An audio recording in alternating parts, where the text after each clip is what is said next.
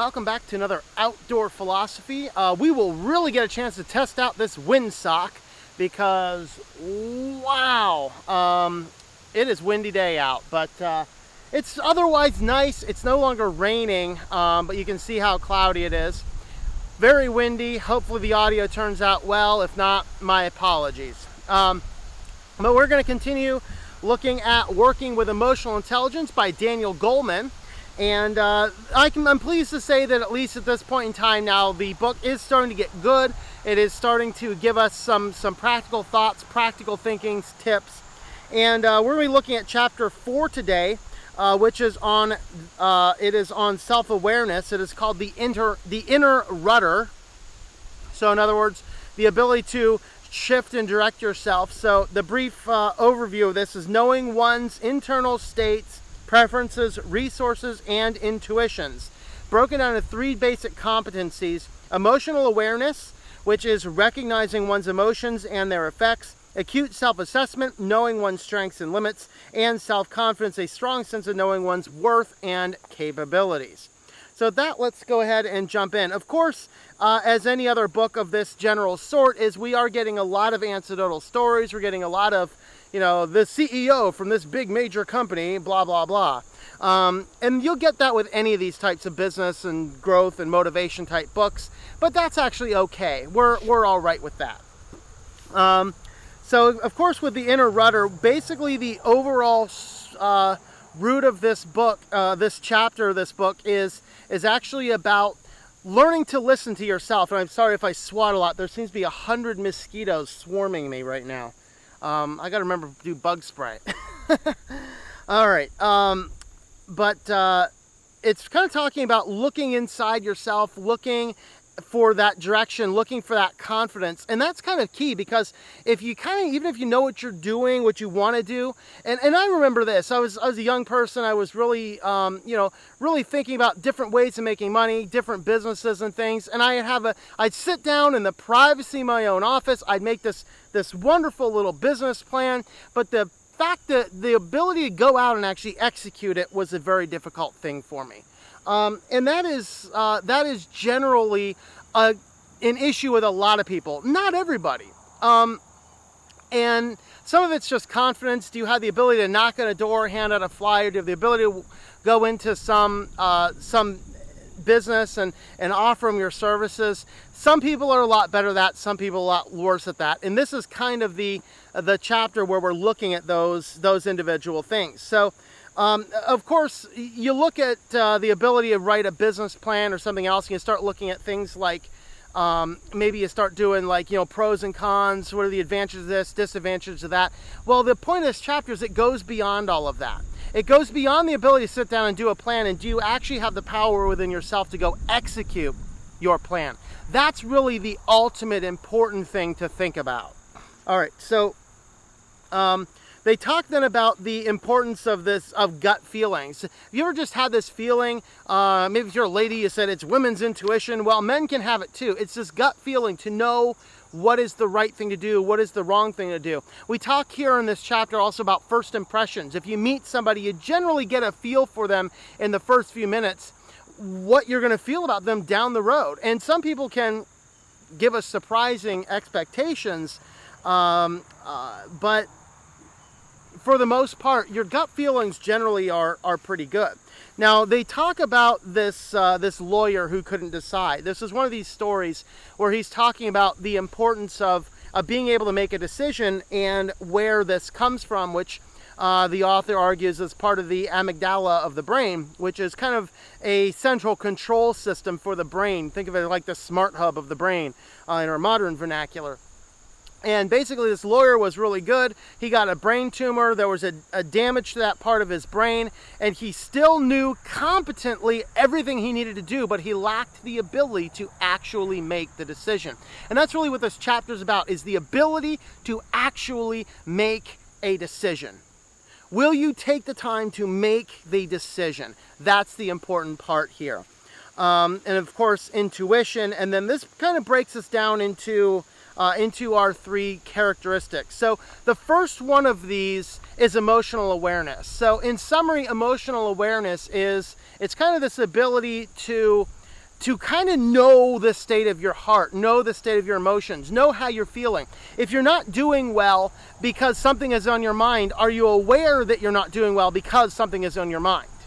Knowing is, to quote the old cartoon, knowing is half the battle, you know. But emotional awareness is very important. He identifies 4 key points that people have this confidence. Okay, people with this competence know which emotions they're feeling and why. This doesn't mean that you're always gung-ho. It means, do you know what your emotions are? And that is important. Number 2, people with this competence realize the links between their feelings and what they do, think, and say. I can know that emotionally I'm upset. There's something bothering me. I know exactly what it is, and I'm aware of what it is. That's what this competency is saying. It's not giving us the ultimate solution. It's starting with the foundation of knowing, and that's important. Okay, people with this competence recognize how their feelings affect their performance, so you know it's impacting you, or you know if some hard meeting is coming on that's going to weigh heavy on you. You'll know, if you have this emotional competency, you'll know to schedule lighter work after that. And that's something that I've done. I'm really good at doing simple, non-thinking, menial tasks. So if I were to be having something that I know is going to emotionally drain me, then I will schedule simple things like doing books or just other easy checklist items for that period of time. And then number 4, people with the emotional awareness competency have a guiding awareness of their values and goals. And this is important because what it means is that you know what your goals are, you know what your directions are, you know what your values are. You know that you want to sit back, you know the goals that you have, you know the values you have, you know your ethics, you know you don't want to do immoral things. I know somebody that he was the head of a newspaper, and the numbers weren't looking as good as the owner wanted them to look for the investors, and so he told the manager to fudge the data. The manager said no, because he knew where his ethics were. He knew all this kind of stuff, and he left the job. He left the job because the manager was telling him to do something that basically is the same thing that happened at Enron. He said, I won't do it. And so they hired some manager that would fudge the numbers, and the whole organization is going downhill now. I'm aware of that. And that manager ended up taking the entire sales team with him to another job because they wanted to work with somebody with morals and ethics and character and integrity. And that is kind of what that point is are you willing to take the sacrifices? Are you willing to lose projects and jobs and other things to keep your morality and your ethics? Those are very important. All right, this leads us to our second one of these inner dimension competencies, accurate self-assessment. This is critical. We all need to learn how to accurately assess ourselves. Okay? Accurately assess ourselves. Know what this means, know what is our strengths, know what our weaknesses are. So again, we have 4 bullet points as to what accurate self-assessment looks like. He says, people with this competency are aware of their strengths and weaknesses. I know, and I remember I talk sometimes about this job that I had that was in sales for a software company. I did the college group. We had college and K through 12 academic software. And I was very good, and I know I'm very good if, it's like, here's the scheduled meeting, I need to call the person on the phone, walk through a technical tutorial, answer any questions from the perspective of a former professor, go into all these things. I knew I was very good at that job, and I excelled at that job. I had a very, very high close rate in the sales. Now, at one point in time, they saw how high my sales rates were, and they said, hey, we have an opening for an account manager, somebody making the cold calls, setting up the meetings, and I kind of knew that's not really my competency, but I said, I'll give it a try for a month and see what happens. We gave it a try, and I did the best job that I could, but I don't have competencies and strengths in those areas, the types of areas that would need. Now, if somebody needed me to go and take on that role in a local area, I would do it, and I was pretty good at it. But for the most part, it wasn't my area of competency. So after a month, I said to the boss, I said, you know what? This isn't working for me. I hope you can find somebody else to fill the position. I'll actually keep filling in here for about another month or so, but please put somebody else in this position as quickly as you can. And then I went back to doing more work in the other competency that I had done earlier, because I was really good at that. I just wasn't as much in the other one. And so understand your strengths and your weaknesses in your work. That's very critically important. Number 2, people with this competency they're reflective and they learn from experience. This is key, and this has always been a core of me. I don't want to watch a movie or read a book just to be entertained and to lull myself into sheer stupidity. Okay? I don't want to just do something to entertain and disconnect from the world. I'm always engaged with the world. If I watch a movie, I want to learn something.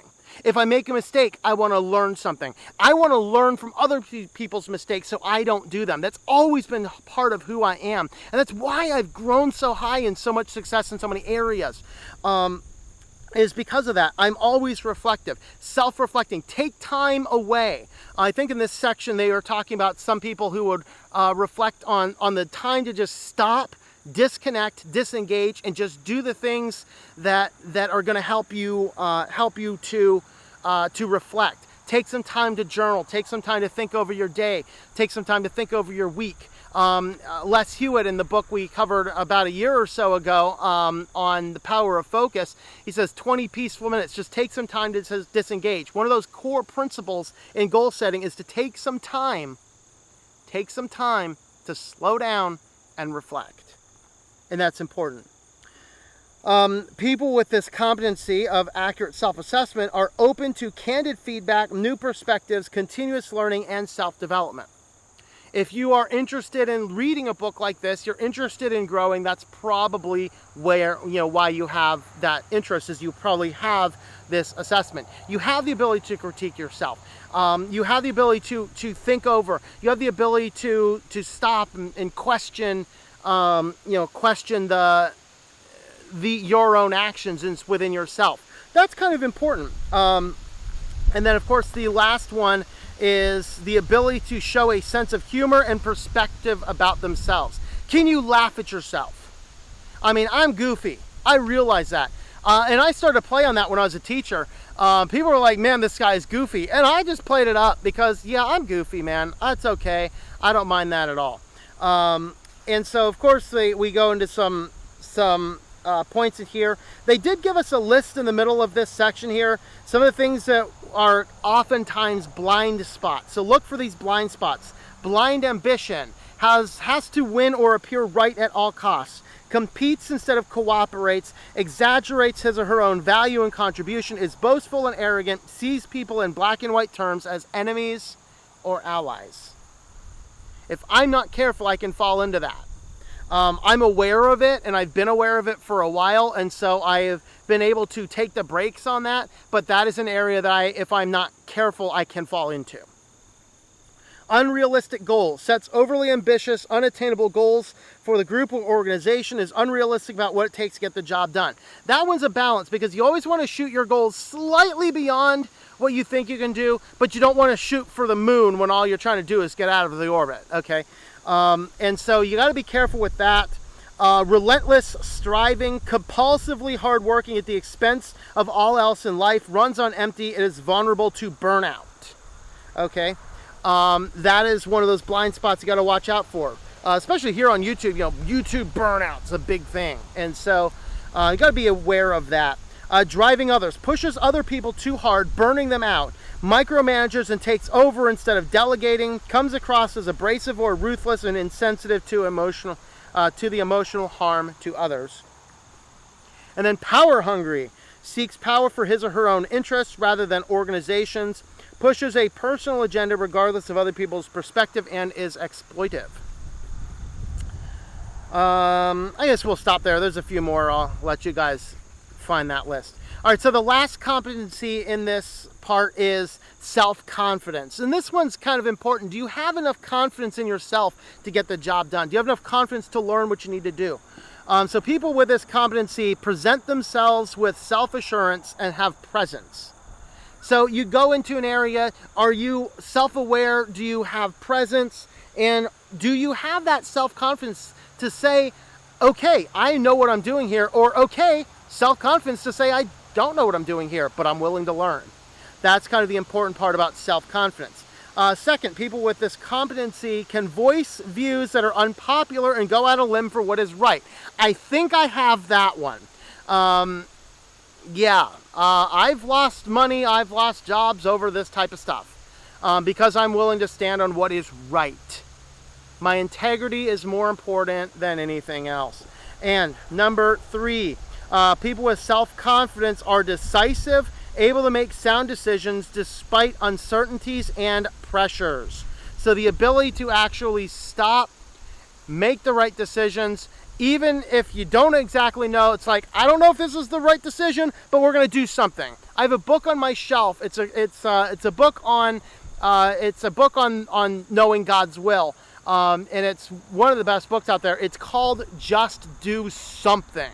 I think it's Joshua Harris, but I could be wrong about that.